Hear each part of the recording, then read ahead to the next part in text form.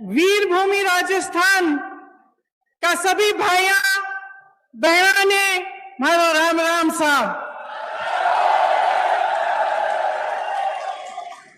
मने विश्वास है कि जोधपुरिया देव जी और धन्ना भगत जी का आशीर्वाद मो है सगला अच्छा हो। दुनिया के कोने कोने से लोग भक्ति, शक्ति, वीरता और अपनायत की धरती राजस्थान में आते हैं। इस धरती को देखने आते हैं, इस धरती के बारे में सीखने आते हैं, यहाँ की पुरानी कहानियां को सुनने आते हैं और ये देखने आते हैं कि यहाँ की वीर और साहसी जनता किस तरह से अपने जीवन के संघर्ष में आगे बढ़ रही है। आपका प्रदेश कर्तव्य, सेवा और वीरता का मिसाल है। इस प्रदेश पर, राजस्थान पर हमारे पूरे देश को गौरव है।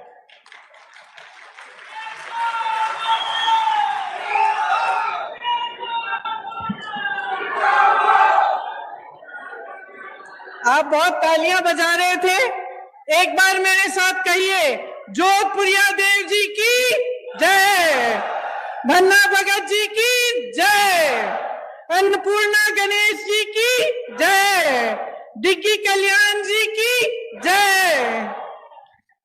डिग्गी कल्याण जी की कथा तो आप सब बहुत अच्छी तरह से जानते हैं। ये आपकी परंपरा का हिस्सा है। आपको याद होगा कि उन्हें प्रसन्न करने के लिए राजा को बहुत तपस्या करनी पड़ी, तभी जाकर वो प्रसन्न हुए।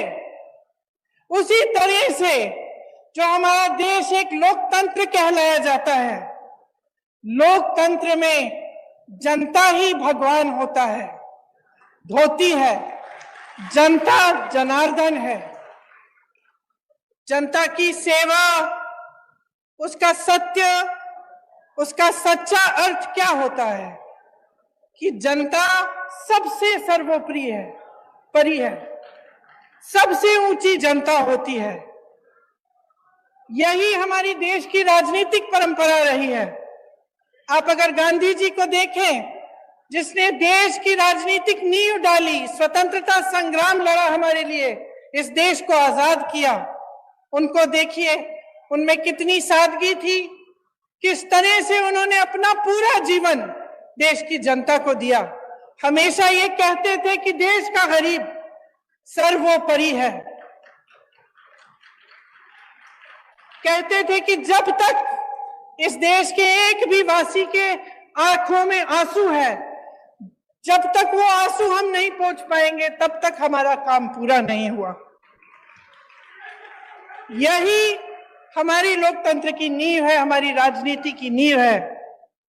आज राजस्थान सरकार भी अपने जन कल्याणकारी कार्यक्रम से, योजनाओं से इसी तरह आगे बढ़ रही है, ये समझकर कि गरीब को गणेश जी समझकर और किसान को भगवान समझकर। यही भावना मन में लेकर सरकार के जितने भी अधिकारी हैं और हमारे मुख्यमंत्री जी हैं, कांग्रेस पार्टी के नेतागण हैं, सब इसी भावना को मन में लेकर दिन रात काम कर रहे हैं। आज मैं सवाई माधोपुर से आई, वहां आप सबको मालूम होगा, खासतौर से मेरी बहनों को, कि वहां रणथंभौर के किले में एक प्रसिद्ध गणेश जी का मंदिर है। गई हुई है ना? हाँ, मैंने देखा है। जब भी मैं आती हूँ तो खूब सारी खासतौर से महिलाएं जाती हैं और मुझे हमेशा ताज्जुब होता है जब मैं उस रास्ते से गुजरती हूँ। मैं भी गई हूँ उस मंदिर में कई बार। तो जब वापस आती हूँ, कभी कभी शाम हो जाती है, जंगल है वहां, आप गई हैं, आपने देखा होगा। उसी रास्ते से शेर आते हैं, उसी रास्ते से बाघ चल के आते हैं, उसी रास्ते से कई ऐसे जानवर आते हैं जिनसे अगर आमना सामना हो जाए तो आपको दिक्कत हो सकती है, चोट पहुंच सकती है। लेकिन मैं हमेशा देखती हूं कि मंदिर से आते हुए जो लोग हैं वो अपने दिल में श्रद्धा लेकर एक आस्था रखते हैं कि हम मंदिर से आ रहे हैं, हमें कुछ नहीं होगा, और उसी जंगल के रास्ते से चलते चलते वो अपने घर की ओर चलते हैं।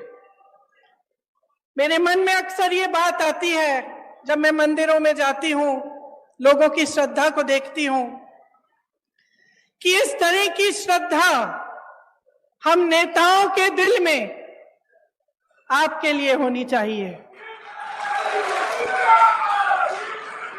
जब हम कहते हैं कि जनता जनार्दन है, तो ये बहुत गहरी बात है, और इस बात को समझना जनता के लिए भी और नेताओं के लिए भी बहुत जरूरी है। हमें समझना जरूरी इसलिए है क्योंकि जब हम दिन रात काम करते हैं, जब सत्ता में आ जाते हैं, तो अक्सर ये होता है कि अपनी महत्वाकांक्षाएं आगे हो जाती हैं। ये हो जाता है कि बहुत सत्ता मिल जाती है इंसान को, तो भूल जाता है कि सत्ता में लायक कौन। और आपको याद ये बात रखनी चाहिए, क्योंकि आपको ये बात कभी नहीं भूलनी चाहिए कि सत्ता देने वाले आप हैं। आज इन कार्यक्रमों में मैं एक नौजवान लड़की से मिली, शायद मेरी बातों को सुन रही होगी। उसे मोबाइल फोन मिला, अशोक गहलोत जी की जो स्कीम है, जो हमारी सरकार, कांग्रेस सरकार की स्कीम है, उसके जरिए, और उन्होंने धन्यवाद दिया कि आपने हमें मोबाइल दिया है। और हम भी अक्सर कहते हैं कि हमने ये दी, आपको स्कीम ये दी, आपको ये किया, वो किया आपके लिए। लेकिन आपको समझना जरूरी है कि हम आपको कुछ नहीं दे रहे हैं, आपका हक दे रहे हैं। ये सब चीजें जो आज राजस्थान की सरकार आपको दे रही है, ये आपके हक हैं।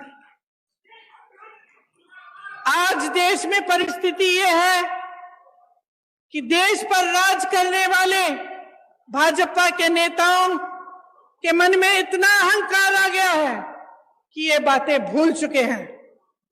वही प्रधानमंत्री जो अपने आप को भूमिपुत्र कहते थे, आज करोड़ों के काफिले में चल रहे हैं। अगर आप महंगाई से जूझ रहे थे, महंगाई राहत कैंप से पहले, अगर आपके जीवन में अत्यंत मुश्किलें थी, तो ये किस लिए थी? कभी आपने ये सवाल उठाया है कि इतनी महंगाई क्यों? हमें जब रोजी रोटी के लिए कमाने जाना पड़ता है, हमें थोड़े से पैसे मिलते हैं।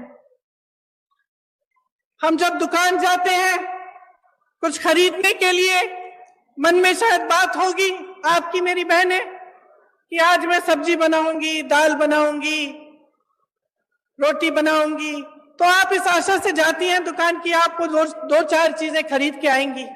लेकिन हमेशा आप वापस आ जाती थी आधी चीजें लेकर। गैस का सिलेंडर आज देश भर में 1000 रुपए का है। कौन खरीद सकता है? क्या आप खरीद सकती हैं? यहां पर राजस्थान की सरकार ने आपको 500 में क्यों दिया है सिलेंडर? क्योंकि देश भर में जो महंगाई है उसकी भाजपा के नेताओं को कोई परवाह नहीं है। जब घर पर कोई बीमार पड़ जाता है, अस्पताल ले जाना पड़ता है, इलाज कराना पड़ता है, तो एक तो बीमारी का टेंशन होता है कि किस तरह से इलाज होगा, दूसरा हम कितने पैसे लगेंगे, तीसरा कि हम कमाएंगे कैसे इनका इलाज कराने के लिए। इसी तरह से कोई घर में एक कमरा बनाना हो, डर लगता है कि कितने का होगा, हमारे पास इतने पैसे हैं कि हम खर्च कर सकते हैं, बारिशें आ रही हैं, पानी चू रहा है ऊपर छत से, छत की मरम्मत करने के लिए आप 10 बार सोचते हैं कि करना चाहिए कि नहीं, हमारे पास शायद पैसे नहीं होंगे।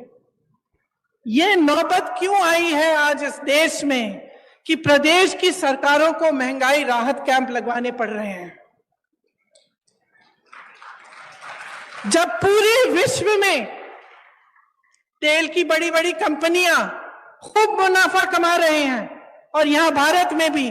तो आपके लिए तेल इतना महंगा क्यों? आपने ये सवाल उठाया है, आपको ये सवाल उठाने पड़ेंगे कि ये सब जो आपको दिख रहा है, इसमें असलियत क्या है। आपने देखा होगा हिमाचल प्रदेश में खूब बारिश आई, बारिश की वजह से टीवी पे आपने देखा होगा इतने सारे लोगों के घर गिर गए, खूब भारी नुकसान हुआ, जनता ने झेला ये नुकसान। हमारी सरकार ने प्रयास किया कि उनकी मदद हो, लेकिन प्रधानमंत्री जी के मित्र बड़े उद्योगपति अडानी जी ने क्या किया? जो सेब को उगाते हैं, जो सेब की पेटियां हैं, उनको बेचने के लिए जब किसान गए तो उन्होंने दाम घटा दिए, खरीदने का दाम घटा दिया। जिनको अपने घर बनाने पड़े क्योंकि इतनी बर्बादी हुई, घर पे घर गिर गए, जिनको अपना घर बनाना था, सीमेंट खरीदने गए, अडानी जी ने सीमेंट का दाम ऊपर कर दिया है, बढ़ा दिया है। और इनके पीछे कौन है? इनके पीछे हमारे प्रधानमंत्री हैं, जिन्होंने इस देश की पूरी संपत्ति अपने उद्योगपति मित्रों को दे दी। अब इस देश की संपत्ति किसकी संपत्ति थी? आप ही की संपत्ति थी। ये मेरी बैठी बहनें जो बैठी हुई हैं, इनकी संपत्ति थी। आज अगर पुरानी पेंशन के लिए सरकारी कर्मचारी रो रहा है, तो क्यों रो रहा है? क्या उसका हक नहीं था कि 20-25 साल नौकरी करने के बाद उसे पेंशन मिलता, उसे सुरक्षा मिलती अपनी जीवन की, अपने परिवार के लिए? क्यों छीना गया ये? और जब इसको देने का समय आता है तो ये केंद्र की सरकार क्यों कहती है कि हमारे पास पैसे नहीं है? क्योंकि इनके जो बड़े बड़े उद्योगपति मित्र हैं, उनके हजारों करोड़ों के जो लोन हैं, वो ये माफ कर रहे हैं, उनसे कुछ नहीं लेते। और यहां आपका पेंशन छीना जा रहा है, आपके रोजगार छीने जा रहे हैं। यहाँ के कितने वीर नौजवान हमारी सरहद पे खड़े होकर हमारे देश की सुरक्षा को देखते हैं, अपनी जान देने के लिए तैयार होते हैं। और केंद्र की सरकार ने क्या किया? अग्निवीर स्कीम ले आए। अग्निवीर स्कीम ले आए कि 4 साल बाद आप घर जाइए, नौजवान ट्रेनिंग करेगा, काम करेगा।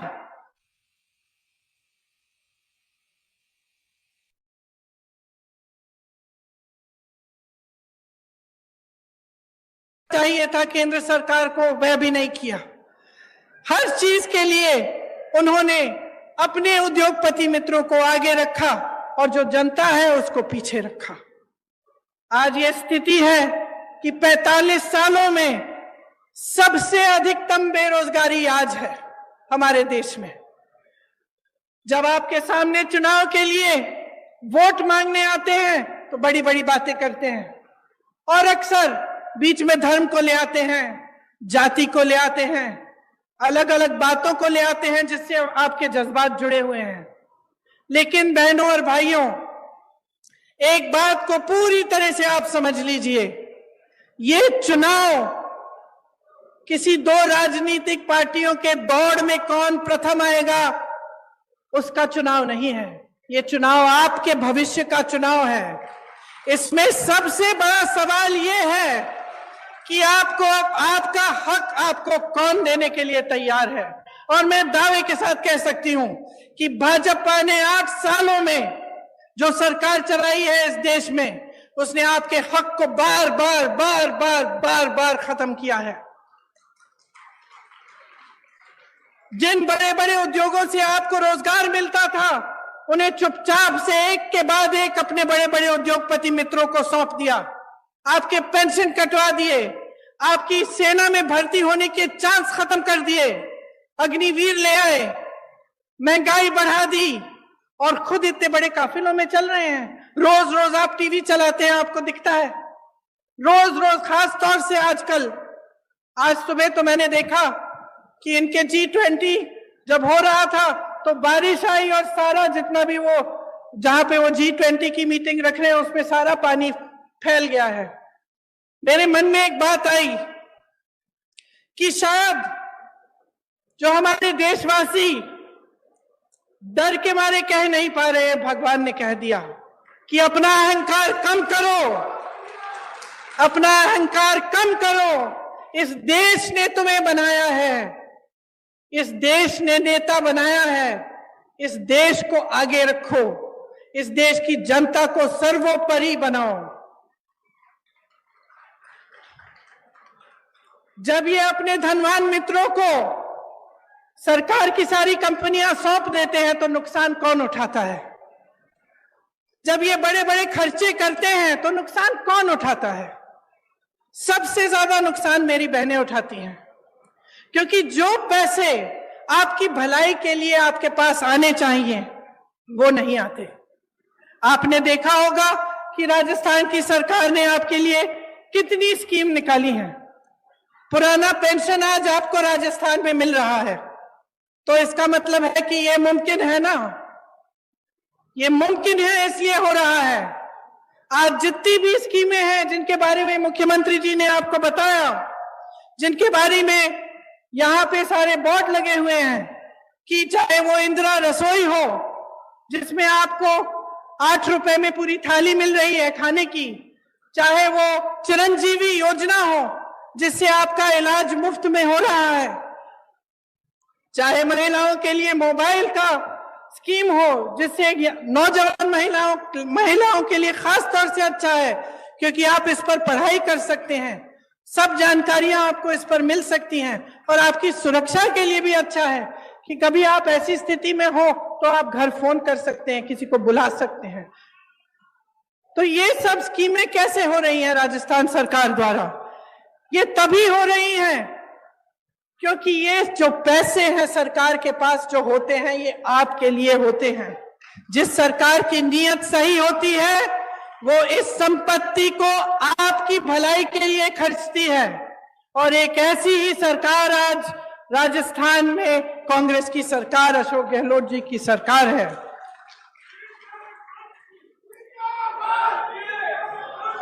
मोदी सरकार ने पेट्रोल डीजल पर टैक्स लगाकर, आपको मालूम है, जनता से 32 लाख करोड़ रुपए खींचे हैं, और उन रुपयों का मनमाने के हिस्से खर्च करते हैं। ऐसे बड़ी बड़ी महफिलों में, अपनी बड़ी बड़ी कारवाओं में, तो आपके लिए फिर क्या बचता है? इनका ध्यान सिर्फ सत्ता को पकड़ के रखने में रहता है। आपने देखा होगा कि कितनी सरकारें इन्होंने ऐसे ही गिरा दी, किसी को पैसे खिला के, किसी को धमका के, किसी को डरा के। जब सरकार का ध्यान सिर्फ सत्ता में रहने के लिए रहता है, जब उनकी पूरे जितने भी उनके प्रयास हैं इसी में रहते हैं कि हम किस तरह से इस कुर्सी पे बैठे रहें, तो वो आपकी भलाई नहीं देखते, आपको भूल जाते हैं। उनके लिए आपकी जो समस्याएं हैं, आपकी जरूरतें हैं, वो महत्वपूर्ण नहीं रहती। और ऐसी ही सरकार आज केंद्र में चल रही है। इस सरकार में धनवान का जय जयकार है, सिर्फ धनवान का जय जयकार है, और जो आपकी जरूरतें हैं, आपकी समस्याएं हैं, उनको हल करने का कोई नामो निशान नहीं है। इसीलिए इतना बोझ प्रदेश की सरकारों पर पड़ रहा है कि हर चीज के लिए आपके लिए राहत दिलवाने के लिए, आपकी मदद के लिए, आपकी सहायता के लिए इनको करना पड़ रहा है, और ये सही भी है।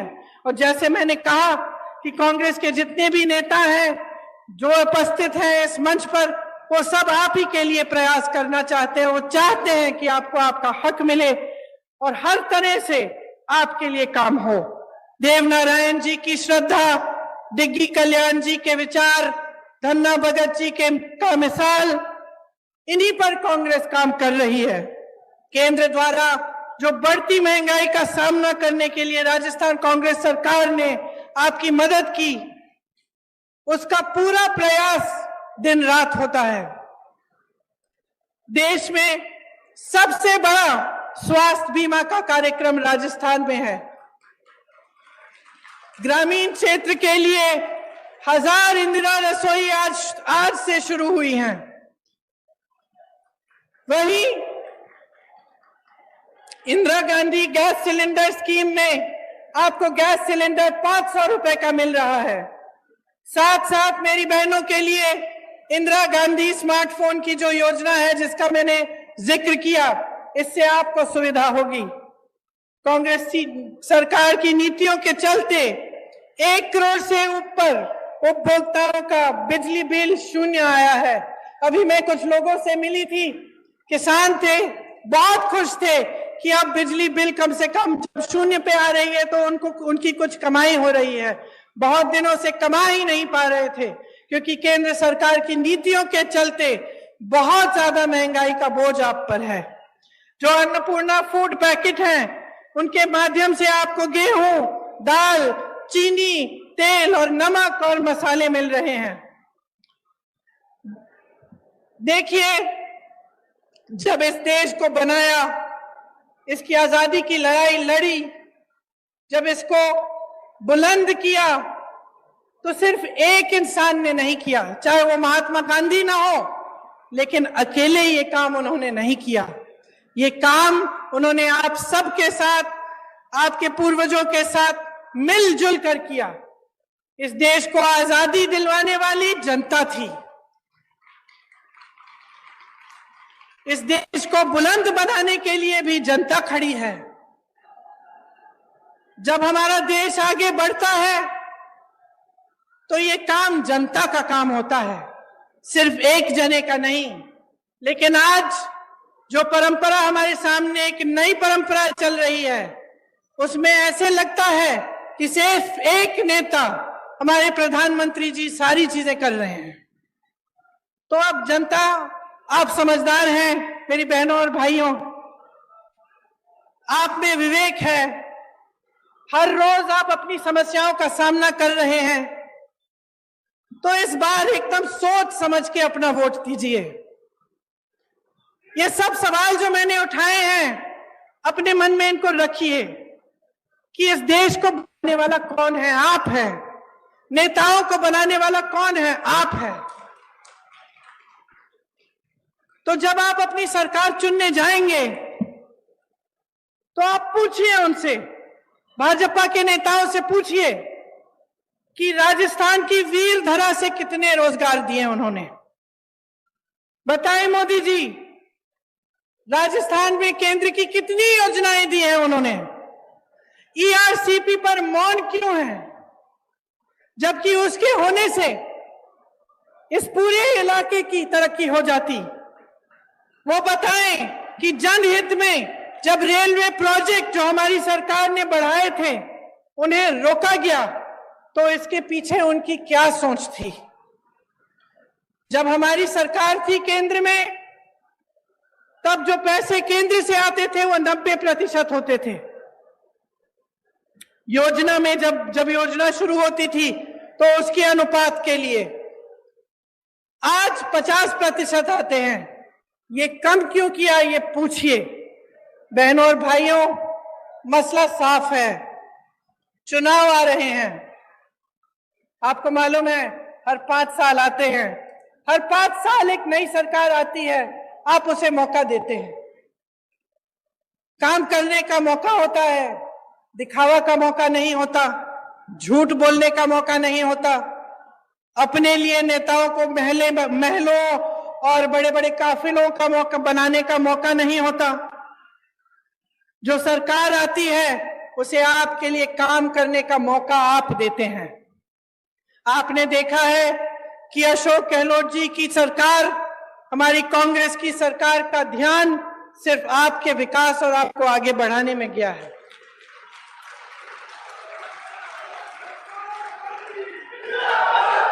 आप अपने अनुभव से ही देखिए कि भाजपा की सरकार, उनकी नीतियां सिर्फ अमीरों को आगे बढ़ाने के लिए हैं, गरीबों को, मिडिल क्लास के लिए कुछ नहीं है इनकी नीतियों में। मोदी जी विदेश जाते हैं, वापस आते हैं, कहते हैं कि बहुत हमारे देश का आगे बढ़ा है, हमारा देश, हमारा मान इतना बड़ा है। बाद में आपको पता चला कि वहां गए और उनके उद्योगपति मित्रों के लिए वो डील कराए आए हैं और बड़े बड़े उद्योगपतियों को खूब वहां से बिजनेस मिल रहा है। तो आप ही बताइए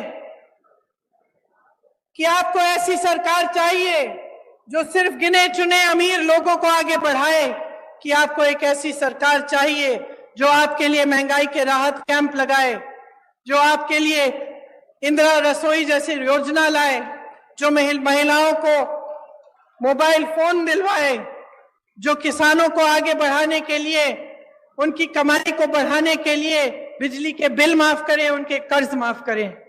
यह निर्णय आपको लेना पड़ेगा और ये एक बहुत बड़ा निर्णय है, इसको हल्के में मत लीजिए। जैसे ही भाजपा की सरकार राजस्थान में वापस आएगी, आप देखिए ये सारी स्कीम बंद हो जाएंगी। जितनी भी अच्छे काम कांग्रेस की सरकार ने किए हैं वो सब रुक जाएंगे। इसीलिए ये चुनाव जब आएगा, अगर आप अपने विवेक को इस्तेमाल करके सोच समझ के वोट नहीं देंगे तो आप अपना ही नुकसान करने जा रहे हैं। मैं यहां मंच पे खड़े होकर आपको कहना चाहती हूं कि ये देश आपका है, प्रदेश आपका है। जैसे मैंने शुरू में कहा, दुनिया भर से लोग आपके प्रदेश में आते हैं। आपकी वीरता अपार है, आपका संघर्ष अपार है। आप जानते हैं कि इस देश में जो नेता आते हैं वो दो तरह के होते हैं, क्योंकि आपका अनुभव अपार है। आप शुरू से देखते आ रहे हैं कि कैसी सरकारें आपके प्रदेश में चलते हैं, कैसे नेता होते हैं। दो तरह के नेता होते हैं बहनों और भाइयों। एक जिसका धर्म सेवा होता है, जो समझता है कि जनता ही सर्वोपरि है, और दूसरा जिसके मन में लालच, अहंकार और महत्वाकांक्षा होती है। इसीलिए आज इस मंच पर खड़े होकर मैं आपसे आग्रह करती हूं कि आप ऐसे नेता चुनिए जिनके मन में अहंकार नहीं, आपके लिए श्रद्धा हो। आप ऐसे नेता चुनिए जो आपको भूलकर आपकी मुश्किलों को बढ़ाने का काम न करे, लेकिन आपको हर रोज सुबह याद करे और आपकी मुश्किलों को कम करने का काम करे। आप एक ऐसी सरकार चुनिए जैसी कांग्रेस की सरकार 5 सालों के लिए राजस्थान में रही है, जो आपके लिए, आपकी राहत के लिए, आपकी सहायता के लिए दिन रात एक करे। आपको बहुत बहुत धन्यवाद। इतनी गर्मी में आपने बहुत ध्यान से मेरी बातें सुनी। आशा है कि आपके मन में ये बातें रहेंगी और आप चुनाव के समय इन्हें याद रखेंगी और कांग्रेस पार्टी को विजयी बनाएंगे। बहुत बहुत धन्यवाद। जय हिंद।